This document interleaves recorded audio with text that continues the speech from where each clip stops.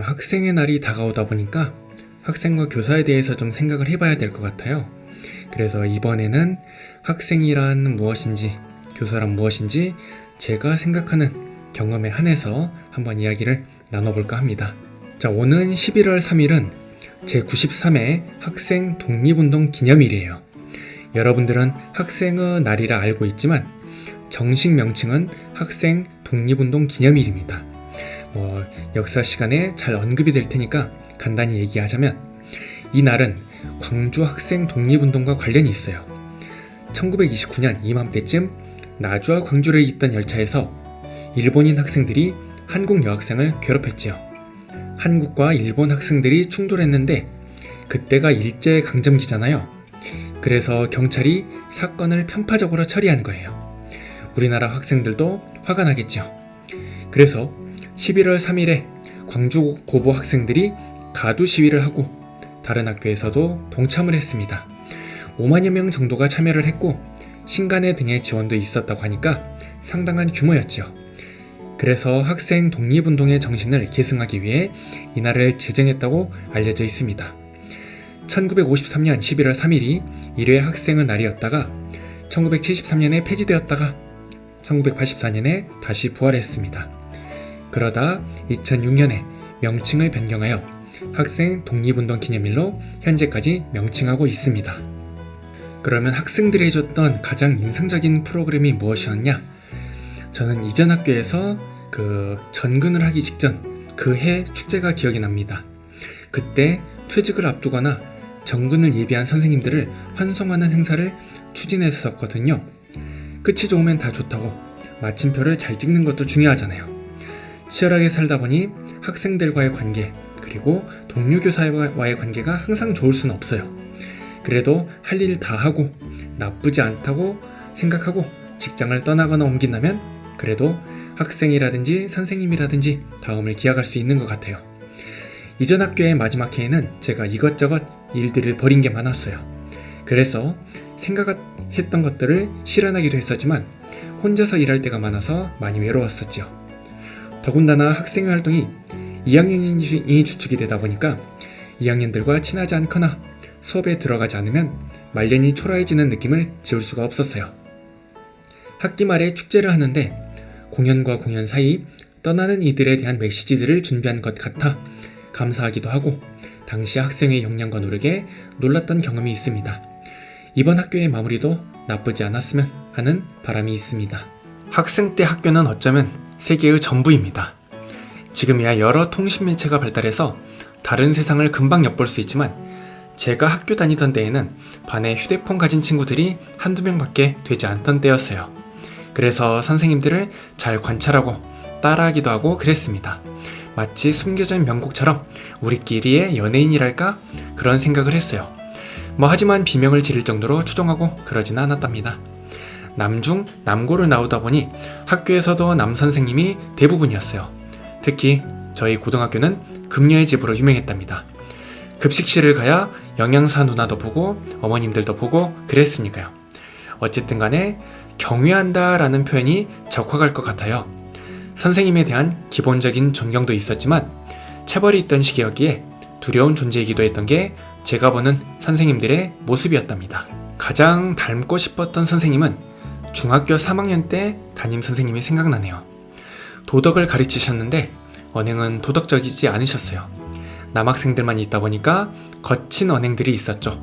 욕도 많이 먹고 맞기도 많이 맞았는데 싫지는 않았어요. 왜냐하면 그 선생님이 챙길 때는 끝까지 챙겨주셨으니까요. 지금의 친데레 스타일이랑 맞는 것 같아요. 그래서인지 저도 애들을 대할 때 언행이 막 아름답거나 곱거나 예쁘거나 하진 않잖아요. 거친 편이지만 제 능력이 닿는 대로 챙기려고 노력을 합니다. 알게 모르게 영향을 받았나 봐요. 졸업할 때는 그분이 많이 우셨어요. 아기 공룡 굴둘리의 고길동을 닮으셨는데 졸업이 이런 느낌이구나 라는 생각도 들었답니다. 그때는 학교를 또 올 것 같은데 라고 생각을 했었는데 지나간 과거는 돌아오지 않는다는 걸 여러 번의 졸업을 통해서 알게 되었습니다. 반대로 닮고 싶지 않은 선생님이면 1학년 때, 중학교 1학년 때 담임 선생님이 생각이 나요. 선택 과목이 없던 시절이라 담임선생님이 저희 같은 학생들에게 가장 많은 영향을 주던 때였었지요. 지난번에도 얘기했지만 저는 왼손잡이에요. 그래서 왼손으로 글씨를 쓰는데 그 선생님은 국어 선생님이었던지라 그 꼴을 보지 못했었죠. 그래서 저를 서기를 시킨 거예요. 학기별지를 매일 작성하는데 오른손으로만 써야 했죠. 공식 문서인데 오른손으로 쓰다 보니까 괴발괴발로 쓰게 만드는 것은 지금도 이해할 수 없답니다.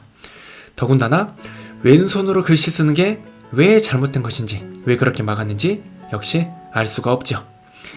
남들처럼 살지 않았기 때문에 지금의 내가 있는데 오른손으로 필기를 해야 한다. 교칙이 있었던 것도 아닌데, 그래서 그 선생님이 수업이 들을 때마다, 조회 때마다, 종례 때마다 1년 내내 왼손을 숨겼던 경험이 있습니다. 그래서 제 가치관을 아이들에게 강제로 주입시키지 않으려고 지금도 경계하고 노력하고 있습니다. 교사의 입장에서 좋은 학생이란 선생님 말 잘 듣고 사고를 치지 않는 학생이 아닙니다. 적어도 저에게는 그랬습니다. 사람이 사는데 희노애락이 있어야 하는데 이런 무난한 친구는 추억이 없어요. 물론 학급 운영에 도움을 주는 고마운 학생인 건 맞는데 좋은 학생이라 생각하지는 않습니다. 우리가 기계가 아니다 보니까 어쨌든 영향을 받잖아요. 수업이나 학교 생활이나 등등을 통해서요. 그렇게 저에게 좋은 영향을 주는 학생이 좋은 학생이라 생각합니다. 나를 자극하고 성장시키고 움직이게 만드는 학생은 결국 저의 가치를 높일 수 있는 일종의 트리거가 되거든요. 그래서 그런 학생들을 보고 배우고 친하게 지내려 노력하고 있습니다. 대학생을 제외하면 학생은 대부분 미성년자예요. 본인이 누릴 자유도 본인이 감당할 책임도 그 강도가 성인의 그것보다는 덜한 나이예요. 그러다 보니 어느 때는 자유가, 어느 때는 책임이 앞섰던 시대가 있었다고 봅니다. 야간 자유를 강제로 할 때나 교련 과목을 배울 때나 수학여행이나 수련회를 전원 참석해야 하면서 체벌이 있었던 시대에는 책임이 더 강했다고 보고요. 야간 일정도 선택하고 과목도 선택하고 선생님도 선택하고 전자기기도 선택하고 하는 지금은 자유가 앞선 시대가 아닐까 싶어요.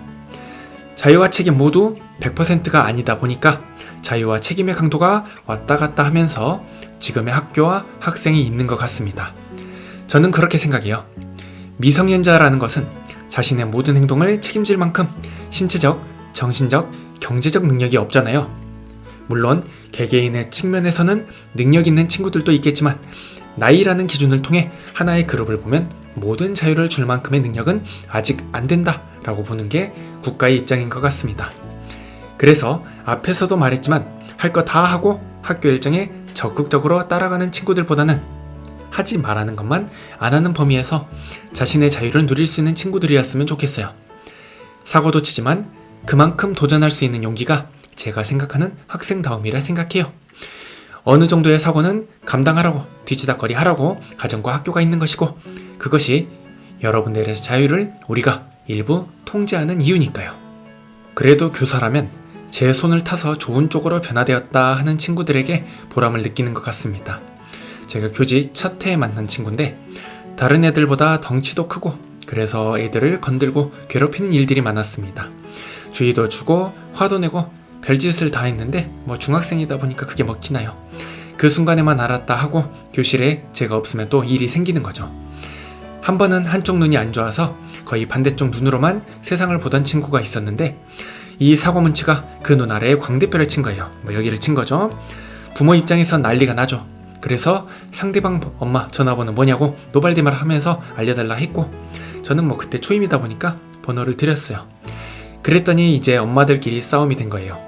때린 애도 어디가 긁혔다, 피해자 아니냐, 맞은 애는 눈 아래를 때리는 게 제정신이야, 그러다 보니까 주말 동안 엄청 혼났던 경험이 있습니다. 근데 학년이 바뀌기 직전이었을까요? 그 사고뭉치 친구에게 제가 새학기 교과서를 주기 위해서 집에 들른 적이 있어요. 가정 방문이었겠죠? 근데 어떻게 여기서 살지 하는 생각이 들 정도로 집이 엉망이었어요. 아니 여기서 어떤 교육이 될까? 이러니 애들이 밖으로 돌고 정서가 불안해질 수밖에 없겠구나 라는 생각도 하게 되었습니다. 그 이후로 아이가 뭔가 이상하다 싶으면 가정에서 원인을 찾으려고 해요.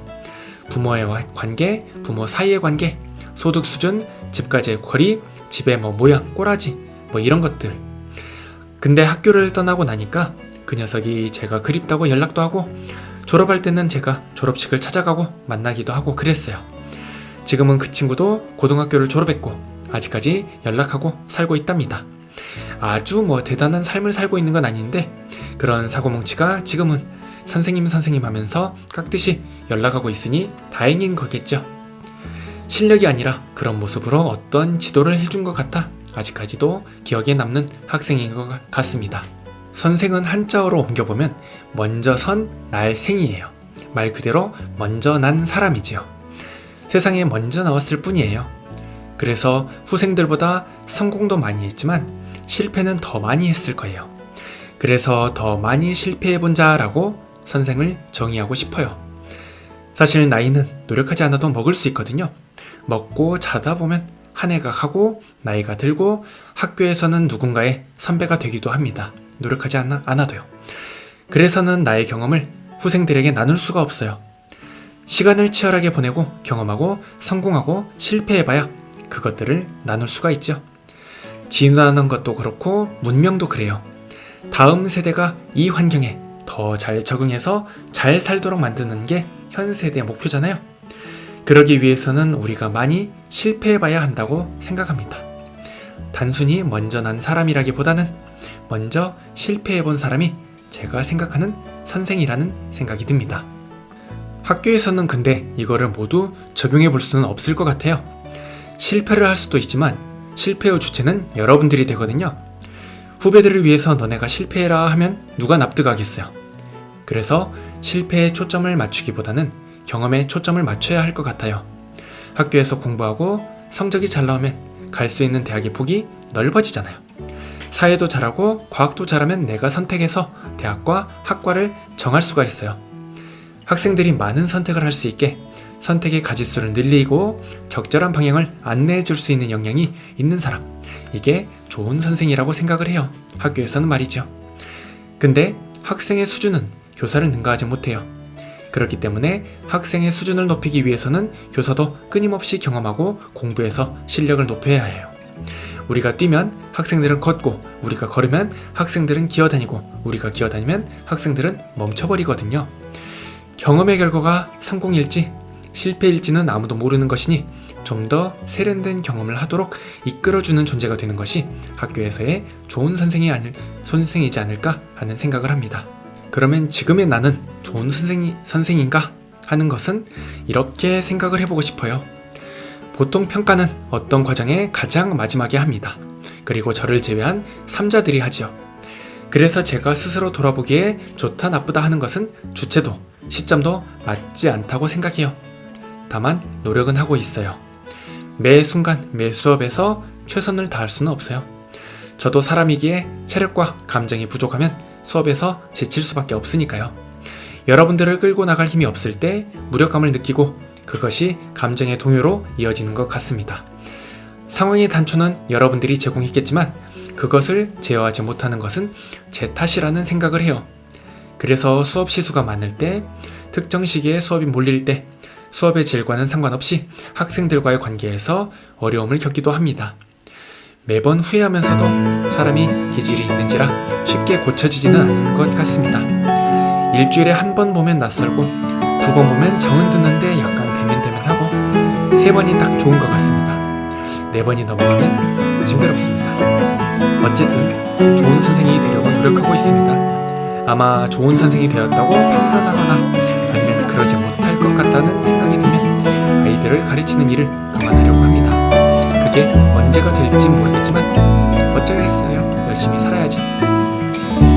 개인적인 이야기로 100개의 질문을 뽑아내는 것은 참 어려우네요. 그래서 시기와 상황에 맞춰 주제별로 풀어나가는 게 더 좋을 것 같습니다. 이렇게 해보면서 저도 저에 대해서 생각해보게 되네요. 들어주셔서 감사해요. 다음에 봐요.